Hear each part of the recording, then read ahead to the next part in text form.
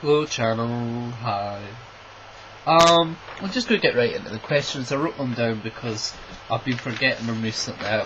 I just tend to do my videos in one take, and when it comes to the crack, I've forgotten it all. So, what is my best asset?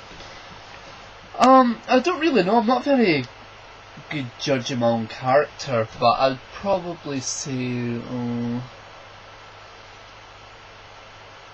it's not that I'm non-judgmental actually. I'm as judgmental as the next person. Probably I've got an open mind, you know. If I dislike a person, I tend to give them a few chances, because a lot of people work on their gut instinct, and so do I to a degree, but I try to prove myself wrong. I think that's very important, to give people the benefit of the doubt. So that's one of my better assets. What memory epitomises happiness? I don't know. Happiness is such a transient thing, and it's connected to lots of little memories. I love escapism. I love reading my books and watching movies. So there's lots of sort of little happy memories connected to reading my favourite books, or listening to music as well. Lots of songs mean particular time periods in my life, and you know, when I hear a song I remember a particular time in my life fondly, but there's no specific moment in my life that epitomises what happiness is, unless it's, I suppose, you know, like lying on your boyfriend's chest or something like that. I feel quite at peace when I'm doing things like that. Quarter life crisis, yeah, been there, still there. You know, I never did particularly well at school, so I went to college and got better grades. Then I went to university, paid my way through that, graduated, and then there's an economic crisis, and it's hard to get a decent job. I mean, I'd be lucky to get a job at 14 grand a year, and that's shit. Basically, I need at least £1,000 a month to survive, and I'm not making that at the moment. So I'm just trying to find a decent job. I'm trying to get some part-time work until I get this Navy thing down. I keep saying I'm going to do that, but part of me is scared of going in case I'm not fit enough, although I'll be working my ass off at the gym. What way do you think you're stereotypical? Fuck, I hate this question, because I'd hate to be a stereotype, but I suppose it doesn't necessarily just mean in the gay way. Stereotypical British, I love tea, I drink tea all the time. Stereotypical Scottish, not so much now, but fuck it, yes, still now I can drink a lot. For Scottish people, we're kind of shit at most sports, but drinking's our national sport, so we're good at that.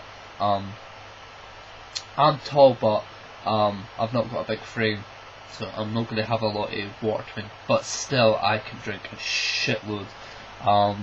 Yeah, so I suppose I'm stereotypical in that way. I've made me notes. Gay wise, I'm not sure I'm the stereotypical gay, but me and my friend, there was this nippy Glaswegian queen who loved himself. He says, "See me, you'll not have a body like me when you're 40 years old." Says, "I take care of myself because that's Crohn's. I do my yoga, I have to watch myself." And every word that pours from his mouth is sheer and utter judgment.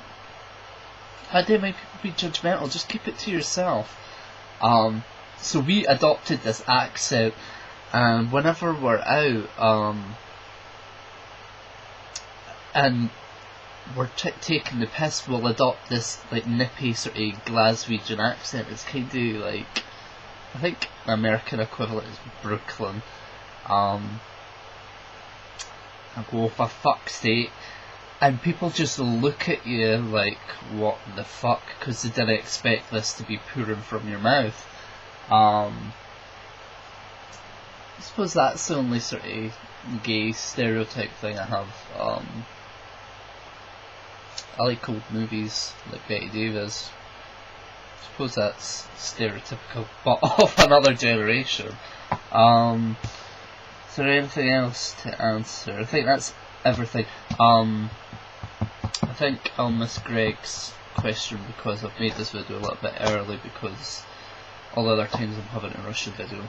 But my question is, okay, I went to see the film The Road, and it's the most fucking depressing film I have ever seen. It's brilliant, it's really well written. I even had a little Sinead O'Connor tear by the end. It broke my heart of stone. But there's a scene in it, well, let me explain some of the context of the film. Some cataclysmic environmental event has meant that all the trees are dying or have either died off. There's no like vegetation, no plant life, there's no animal life. The human race have, well, what's left of the human race have sort of separated off into sort of cannibalistic tribes, or they're sort of nomadic and they're scouring the cities for little bits of debris, food and things. And there's this father and son, they're just like two little emaciated figures, and they're looking for other good people like them, and they're constantly thrown into these horrible situations and chased after by cannibals and things like that. And they have a gun with 2 bullets, one for each of them. So if they ever got into like a horrible situation where they'd suffer, one would euthanize the other. Do you think that you could kill someone to save them? Let me put that in a better context. If someone was like suffering like horrible medical conditions, say they were in a vegetative state, lying in a hospital bed, could you switch off the life support machine? Or they had some debilitating illness which they were constantly in pain, they didn't want to live, they had a poor quality of life, could you